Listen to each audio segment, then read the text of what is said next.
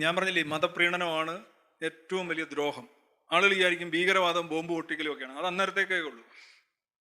പക്ഷെ ഈ മതപ്രീണനത്തിന് രണ്ട് പ്രശ്നമുണ്ട്. മതപ്രീണനം എന്ന് പറയുമ്പോൾ ഒരു കൂട്ടർ, ഒരു രാഷ്ട്രീയ കക്ഷി ഒരു മതത്തെ പ്രീണിപ്പിക്കുകയാണെങ്കിൽ ആ രാഷ്ട്രീയ കക്ഷി മതത്തിന് കൊടുക്കുന്ന പ്രാഥമികമായിട്ടുള്ള മെസ്സേജ് എന്താണെന്ന് അറിയോ? You do not have to reform. നിങ്ങൾ എവിടെയാണോ അവിടെ നിന്നോളുക, അത് മഹത്തരമാണ്, ഞങ്ങൾ പിന്തുണയ്ക്കും എന്നാണ് പറയുന്നത്. നിങ്ങളുടെ എന്തെല്ലാം ദുർവാശികളുണ്ടോ അതെല്ലാം ഞങ്ങൾ അംഗീകരിക്കും, ഞങ്ങളൊപ്പം ഉണ്ട് എന്നുള്ളതാണ്. മതത്തിനൊപ്പം സഞ്ചരിക്കുന്നവര് അങ്ങേയറ്റം റിഗ്രസീവാണ്. അവർ ഈ കാലത്തിന്റെ വിളി കേൾക്കാത്തവരാണ്, മനുഷ്യന് മാറാനുള്ള അവകാശം അംഗീകരിക്കാത്തവരാണ്. Most hopeless people. ഈ പ്രീണനം എന്ന് പറയുന്നത് ഇങ്ങനെ ഒരു മെസ്സേജാണ് കൊടുക്കുന്നത്. ഇപ്പോൾ എന്തോ ഒരു ചർച്ച, മനോരമയിലെ ഒരു ചർച്ച ആരോ വെട്ടിയിട്ട് തന്നു, ഞാൻ കൊണ്ടുവന്ന് പോസ്റ്റ് ചെയ്തു. അതിനകത്ത് ഇങ്ങനെയാണ് പറയുന്നത്. മനോരമ ചാനൽ ഒരു ചർച്ചയാണ്.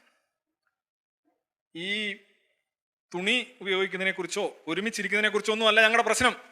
ഞങ്ങളുടെ പ്രശ്നം എന്താണ്?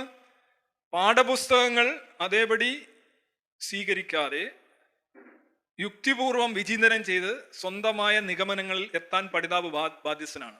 ഒരു വരി. പഠനഗ്രന്ഥങ്ങളും മറ്റു ഗ്രന്ഥങ്ങളും ഉള്ള കാര്യങ്ങൾ അപ്പടി വെട്ടി വിഴുങ്ങരുത്. അവയെല്ലാം യുക്തിസഹമായി വിലയിരുത്താൻ പഠിതാവ് ശ്രമിക്കണം.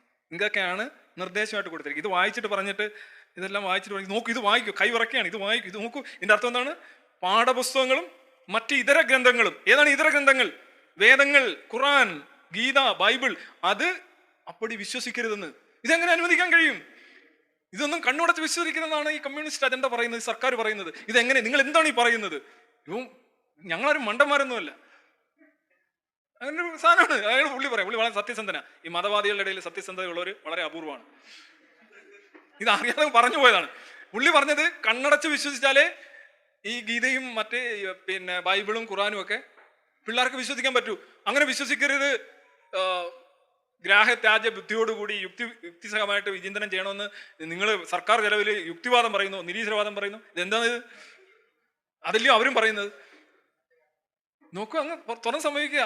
കണ്ണടച്ച് മാത്രമേ ഇത് പറ്റൂ. ഇത് കവിഞ്ഞ് എന്താണ് അതിനെ കുറിച്ച് പറയാനുള്ളത്? Only that way.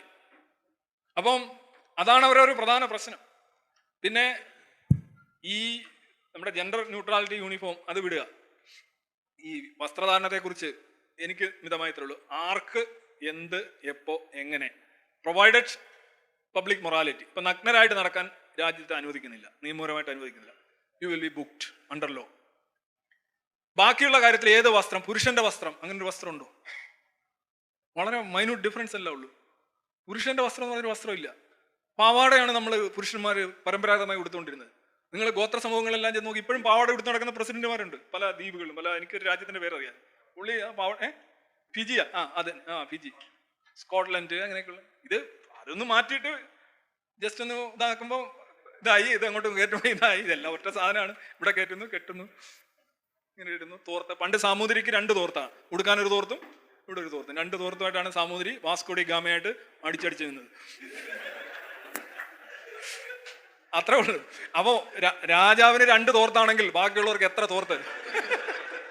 ഒന്ന് കൂട്ടി നോക്ക്. ഒരു ഇക്വേഷൻ, n-1. അത്രേ ഉള്ളൂ.